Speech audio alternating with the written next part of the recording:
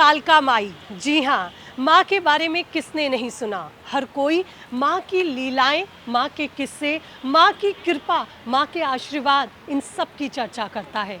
माँ का रूप है ही इतना निराला। तो क्या है माँ के किस्से कहानी, या मैं ये कहूँ माँ के बारे में क्या है रहस्य, माँ की क्या है गोपनीयता, ये सब कुछ जानने के लिए आज मैं पहुँची हूँ कालका माई के इस मंदिर में।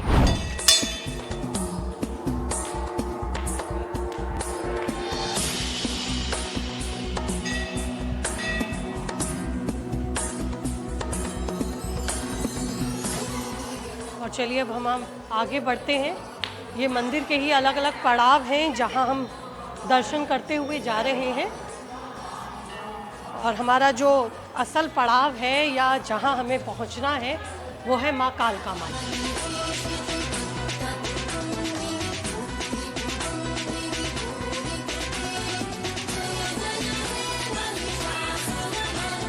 तो पहुंच गए हैं अब हम मंदिर के मेन परिसर में, जहां माँ कालका माई के दर्शनों के लिए आप देख सकते हैं बहुत लंबी लाइन लगी हुई है, बहुत भक्तों की काफ़ी भीड़ है। और इसी भीड़ में हमारी भी कोशिश होगी माँ के सुंदर दर्शन आपको कराने की।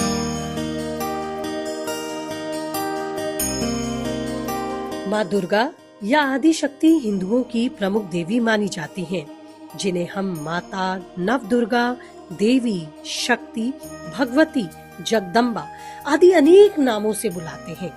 लेकिन इन सभी नामों के साथ एक नाम सबसे प्यारा और सबसे मीठा जो माँ को लगता है वो है माँ। बस यही वो शब्द है जो माँ कालका को भी बहुत प्रिय है। भक्त माँ माँ करते आते हैं और वात्सल्य रूप में विराजमान माँ कालका के मंदिर में भक्त जैसे ही अपनी मनोकामना माँ के सामने रखते हैं, माँ तुरंत उनकी हर मनोकामना को पूर्ण करती है। दिल्ली के कालका जी में स्थित माँ कालका का ये भव्य मंदिर बेहद प्राचीन और पांडवों के समय से बताया जाता है। माँ के मंदिर के मेन पुजारी प्रदीप भारद्वाज जी मेरे साथ हैं। बहुत बहुत स्वागत है प्रदीप जी आपका मेरे चैनल पर। माँ की तो जो लीलाएं हैं वो अपने आप में बहुत दिव्य हैं, उनका बखान कोई जुबान नहीं कर सकती, कोई कलम नहीं कर सकती। लेकिन फिर भी मैं कहूँगी कि माँ आपकी वाणी को इतनी शक्ति दे कि जो हमारे व्यूअर्स के लिए, माँ के भक्तों के लिए आप बता पाएं माँ की कोई ऐसी एक दो चमत्कारी अटखेलियाँ जो भक्तों ने खुद रूबरू हुई। माँ का बहुत बड़ा चमत्कार है। ये मंदिर पांडवों के टाइम का मंदिर है, 500 साल पुराना मंदिर है ये। इसमें पांडवों ने भी भक्ति की है और जो भी कोई आता है यहाँ से कभी कोई खाली हाथ नहीं गया। जो भी आता है खाली हाथ नहीं गया कभी, हमेशा उसको झोली भर के ही मिला है। यहाँ लोगों के ऐसी ऐसी बीमारियां ठीक हुई हैं जिनका लाइलाज था। जैसे किसी को एलर्जी थी, उसने माई का पोछा लगाया, उसी पोछे के पानी से अपने आप को किया, उससे वो ठीक हुआ। किसी को माई के जल से इतना फर्क पड़ जाता है, ना कभी बुखार, ना बच्चों को कोई भूत प्रेत, कोई बाधा है, कुछ नहीं। अच्छा, माँ के लिए कहा जाता है जो भी तंत्र मंत्र बाधा होती है या नेगेटिविटी होती है उसके लिए माँ को बहुत याद किया जाता है। माँ को इसलिए याद किया जाता है क्योंकि ये काली का शांत रूप है। कलकत्ता में काली का विकराल रूप है। ये भेंट स्वीकार करती है और इसके सामने कोई तंत्र मंत्र कुछ नहीं चलता। क्या माने माँ यहाँ विकराल रूप में नहीं है, माँ यहाँ शांत रूप में है, यानी कि पूरा वात्सल्य माँ यहाँ बटोरे बैठी है। ये बिल्कुल आपने सही कहा, बिल्कुल वात्सल्य रूप में, ये विकराल रूप में नहीं है, शांत रूप है माई का। ये सिर्फ भेंट स्वीकार करती है, बलि स्वीकार नहीं करती। जैसे हम नारियल चढ़ाते हैं, नारियल को साबुती अर्पित किया जाता है। लोग नींबू की माला नहीं काट के चढ़ती, जिसको जैसा भाव है उस हिसाब से। अच्छा, क्या ऐसी चीज है जो आपको लगता है माँ को भोग में, वैसे तो कहा जाता है सब चीजें ही माँ प्रेम रूप स्वरूप स्वीकार करती है, माँ लेकिन को हलवा पूरी और बूरे का भोग बहुत पसंद है। माँ को चांदी की जीभ चढ़ाई जाती है। ये जीभ ये क्या लीला है? ये लीला इसलिए, जैसे किसी बच्चे को बोलने में परेशानी होती है, कोई बोल नहीं पाता, हकलाता है, तो माई के नाम की जीभ बोलते हैं, वो चढ़ाते हैं और वो बोलना शुरू करते हैं। तो कोई क्या इस तरह की कोई लीला आपने अपनी आंखों से देखी? अपनी आंखों से मैंने बहुत बार देखा है, कई बार आते हैं, बहुत परेशान आते हैं। मेरे सामने की बात है, खुद लास्ट बारी जब हमारी चल रही थी, एक लेडी आती थी, वो बहुत परेशाान थे, उसको लाते थे, माई का जल छिड़कते थे, वो शांत हो जाती थी।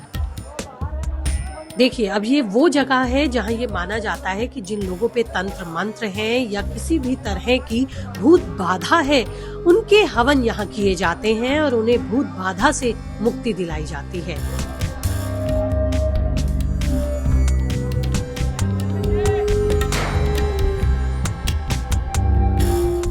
ये वो जगह है जहाँ पर लोग मुंडन कर पाते हैं। कहते हैं माँ कालका के दरबार में आकर मुंडन संस्कार कराना बहुत शुभ माना जाता है। हम थोड़े आगे बढ़े तो हमने यहाँ देखा मन्नत के धागे। हमें ये बताया गया कि यहाँ पर मन्नत के धागे बांधने से भक्तों की मनोकामना माँ पूर्ण करती है। फिर क्या था, हमने भी बांध दिया एक अपनी मन्नत का धागा माँ के दरबार में। तो अब मैं आपको कुछ ऐसे भक्तों से भी मिलवाने वाली हूँ जो महामाई के चमत्कार और उनकी कृपाओं को खुद अपनी जुबानी बयां करेंगे। वो बता रहे हैं किस तरह से वो जब महामाई के दरबार में पहुंचे, किस तरह से माँ ने उनकी परेशानियों को हरा। मेरा बेटा बीमार रहता था, मुझे अब चौथी बार मैं आई हूँ।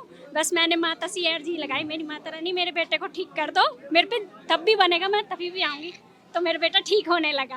तो इस तरह के कई चमत्कार मुझे यहाँ भक्तों के जुबानी सुनने को मिले। चलिए, अब बहुत सारी चीजें हैं माँ की ऐसी जो शायद और कहीं देखना आपके लिए संभव नहीं होगा।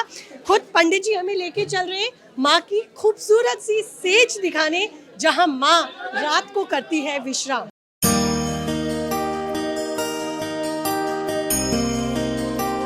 ये है माँ की दिव्य सेज।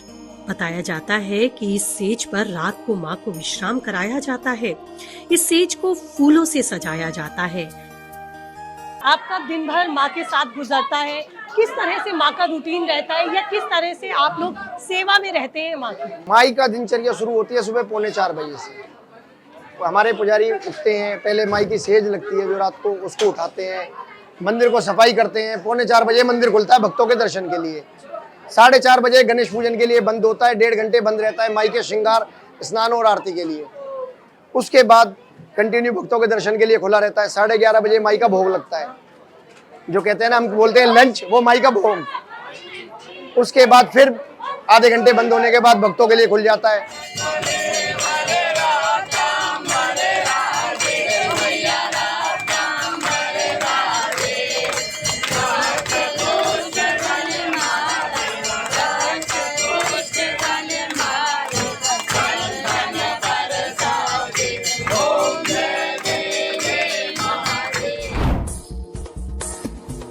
यहाँ देखिए, माँ की आरती से पहले कितनी सुंदर रंगोली मंदिर में सजाई जाती है। और ये है वो हवन कुंड जहाँ पर ये माना जाता है कि जो भी प्रसाद माँ को भक्त चढ़ाते हैं या भक्त लेकर आते हैं, उसे इसी हवन कुंड में अर्पित किया जाता है। और ये माना जाता है कि इसी अग्नि के जरिए माँ भक्तों का चढ़ाया हुआ प्रसाद भोग में लेती है। वो कौन सा समय आप उचित मानते हैं? हालांकि तो मैं देख रही हूँ चारों तरफ बहुत भीड़ है, भक्त भी काफी उतावले हैं माँ के दर्शनों के लिए, लेकिन फिर भी कोई ऐसा उचित और सही समय कि भक्त बहुत अच्छे से माँ के दर्शन कर सके? माई के दर्शन सुबह आपको जब भी आप 4 बजे आएंगे अच्छे से होंगे, वरना आरती में लोगों को बहुत प्रसन्नता, बहुत आनंद आता है। कभी आप आरती अटेंड करना तो माई का पता चलेगा रूप क्या होता है क्या नहीं। ऐसा क्यों कहा जाता है कि माँ यहाँ साक्षात रूप में विराजमान है या माँ यहाँ जागृत रूप में विराजमान है? ऐसा क्यों कहा जाता है? ऐसा प्रत्यक्ष देखा गया है। कभी भी आप मांगोगे, कुछ भी करोगे तो आप ये लगेगा, एहसास होगा कि माँ हमारे साथ है। वरना कभी ऐसा नहीं लगता। किसी भी आप मंदिर में जाओगे आपको लगेगा, अगर आरती में खड़े होगे, कि माँ हमारे साथ है। कोई ऐसा किस्सा माँ का जो आप वाकई में भक्तों के लिए सुनाना चाहें? भक्तों के लिए यही है, मैंने बहुत बीमारियां ऐसे देखे जो अपने चलनी भी नहीं पाते थे, वो आके माई की सेवा करके, जो घर में अपने ना कोई किसी को 1 गिलास पानी नहीं देता, माई के यहाँ सेवा करते हैं, झाड़ू लगाना, पोछा लगाना, उसी को। बहुत बहुत शुक्रिया आपका पंडित जी, भक्तों के लिए इतनी सुंदर चर्चा और माँ की इतनी सुंदर कहानियाँ हमारे भक्तों को सुनाने के लिए। चलिए।